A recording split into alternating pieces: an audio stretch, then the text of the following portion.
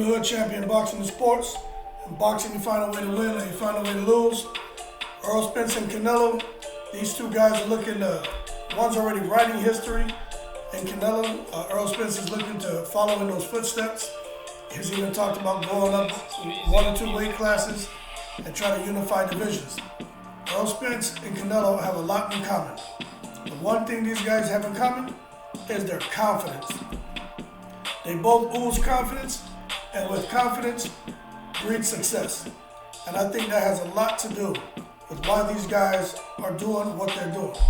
Now, Earl Spence may have a bit more of a challenge, and we'll see as time goes on how his body continues to perform. Right now, Earl Spence looks like he hasn't missed a beat. However, he's also had an eye injury. So we'll see how he does in this fight with Ugas, because Ugas is a sharpshooter.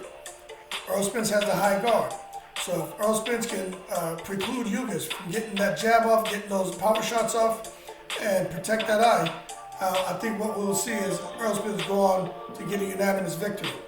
The reason I talk about the eye is because Antonio Margarito took damage from Manny Pacquiao and had his eye banged up really good. Now, Earl Spence didn't have his eye banged up like that. He didn't have the orbital bone broken.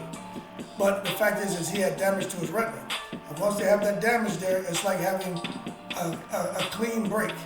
You know, oftentimes when it heals, it never heals back the same. It's not the same as getting a fracture. Sometimes with a fracture, once that heals, there's no sign of injury sometimes. But when you talk about clean breaks, that's where you have an issue long term. So we'll see with Spence when he gets in the ring and he starts to get hit, and if he starts to take shots in the face, we'll see how, as the rounds progress, we'll see how Spence continues to perform. And then we'll see how that affects him 3-4 fights down the road. The thing about Canelo is he hasn't had those kind of injuries. He hasn't been through the violent car accident. Canelo's been somewhat preserved. He hasn't really been in too many wars. He did get in a drag-out fight with Triple G, but it still really wasn't a war because Canelo has great defense, and so does Earl Spence. But the fact that they both ooze confidence and they have the skill set, I just think that's going to make for an interesting matchup if these two ever fight. But just taking a look at Canelo and Spence. So we're talking about what they bring to the table. They both bring confidence. We covered that. When it comes to skill, we got to look at it. Who has the higher IQ in that ring? Some would say Spence, some would say Canelo. I'm going to happen to say Canelo, because Canelo has just continued to evolve, make changes to his style, and has become even more and more effective, and has displayed even more dominating performances when he's in the ring. Canelo is it's just his time right now. It's like he can't do anything wrong. You can talk about him, well, Canelo hasn't faced a puncher. That's not true. Canelo hasn't faced a real, true, pure boxer. That's not true. I'm going to tell you what the problem is. Canelo is just that good. And you got to give him credit. When you look at Earl Spence can box. He showed that with Mikey Garcia. He shows that in all his fights. Earl Spence has a ring IQ. He knows when to punch. His timing is impeccable. He goes to the body. The thing that's going to separate Earl Spence and Canelo, I'm gonna tell you that here in a second. But they both have power. Some would say, well, Canelo's a little stronger. I would agree with that. But he has more weight on him. As Spence puts on the weight and fights more at a more natural weight instead of, suffering to get down to 147, you'll see that maybe Spence is carrying more power at that heavier weight. When it comes to the chin, kind of got to give that to Canelo. Got to give the chin to Canelo. But Spence has a chin as well, but I've only seen him get really clipped hard once. And he didn't see the shot, and the guy stood him up. I can't remember the guy who was fighting, but it was pretty early in his career, and the guy stood him up. But after that, you haven't really seen Spence wilt. So he has a chin. I just think Canelo has the better chin. But when it comes to this is what I think is going to be the biggest difference in Canelo and Spence if they fight. And I think this makes a difference in their fights right now when they're fighting other opponents, is Earl Spence's stamina and work rate. Earl Spence can start fighting from the first second of the first round and throw punches non-stop to the head, to the body. He can step back, he can turn you, he can fight inside, fight on the outside. Earl Spence can do everything that you want a boxer to do. He knows how to cut the ring off. He puts that up, not only a physical punishment on you, but mentally he drains you.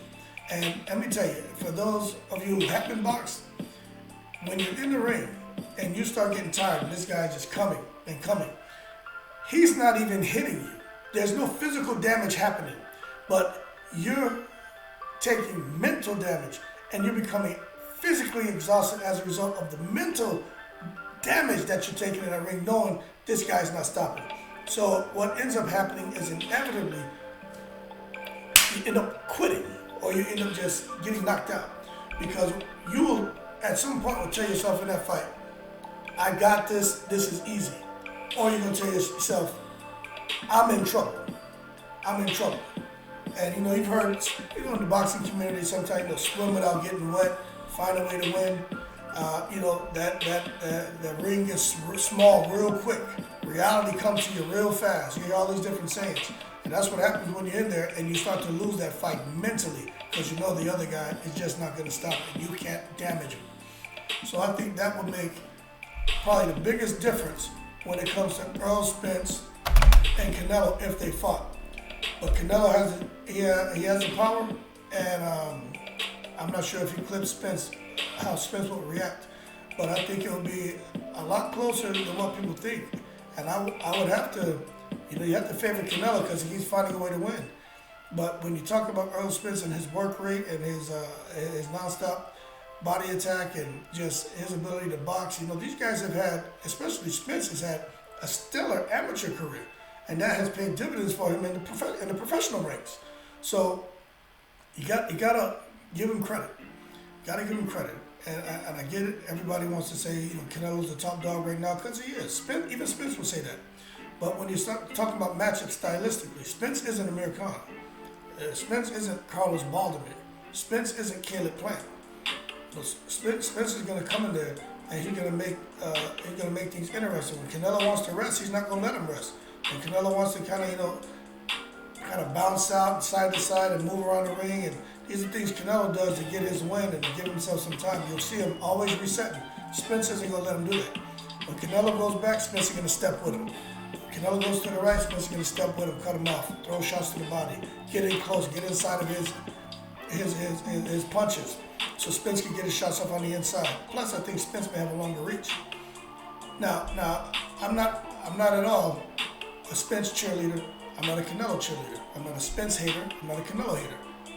I'm a boxing fan, and it's called optics, and it's called having a little bit of an IQ, and looking at the things that Spence does, and he does phenomenally.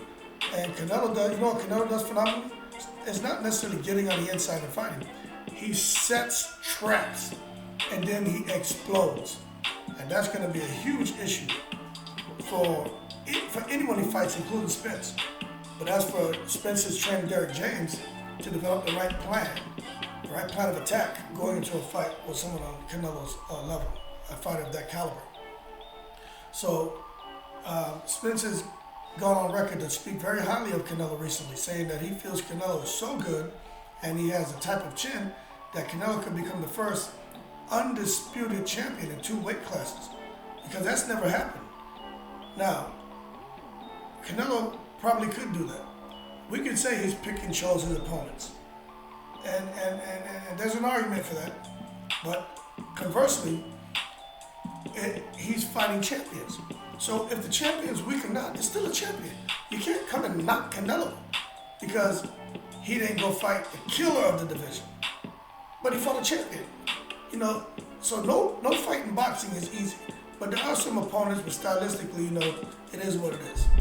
It's going to be a little easier than fighting some of these savages out there, like a Benavidez and Caleb Plant. I don't care what you say. Caleb Plant's an easier fight for any of these guys opposed to Benavidez. But what does Benavidez have to offer Canelo? And what do these other guys have to offer Canelo? That's something else you guys got to look at. Canelo's doing what he needs to build his legacy, to ensure that the promoters and these machines behind him can put together the kind of fight to generate the money they need to afford to pay him and pay the fighter. And if they can't do that, as far as with the opponent, they're going to look for someone who they can do that with. They're looking at venues, they look at everything. So it's not as straightforward as we would like to think it is, because sometimes being on the outside looking in, we're going to have an opinion. But if you're not familiar with what's going on, sometimes you need to shut up. And that's what needs to happen with most of the people who are bad talking these fighters. But I will say this, I do think Errol Spence has a great chance in a fight with Canelo. And the fact that he's showing Canelo so much respect and speaking so highly of him and lauding him for what he's done, continuing to do, striving to be great, that tells me that Errol Spence knows that if he was to fight Canelo, it would not be an easy fight. It would not be an easy fight. So that being said, Errol Spence has a big fight coming up with Ugas. We'll see how he does. See if that eye, what happens when he starts getting hit in that eye is the retina. But yeah, you just never know what could go wrong if getting hit in an eye that's already previously been damaged. I'm still not sure if the damage was from the car accident or from fighting, but the fact is he had damage that had to get repaired to that retina. Canelo hasn't really had any damage in his career. So we'll see how that plays out over the next couple of fights for Spence. It looks like his objective now is to fight Ugas, then go on to Crawford. Looks like Crawford signing a deal with PBC to fight Danny Garcia, then Spence. With Canelo, who knows what he's going to do, but we know right now if he can get past Bivol, he's fighting Triple G. After Triple G, not sure what's next for Canelo. Maybe he's going to fight Tyson Fury. That's kind of the positions he's in. Canelo's in a position like Manny Pacquiao was in at a time where everybody wants to fight him. He's a cash cow. And it is what it is. And Mayweather was like that too, but I think there was more excitement. I like Mayweather.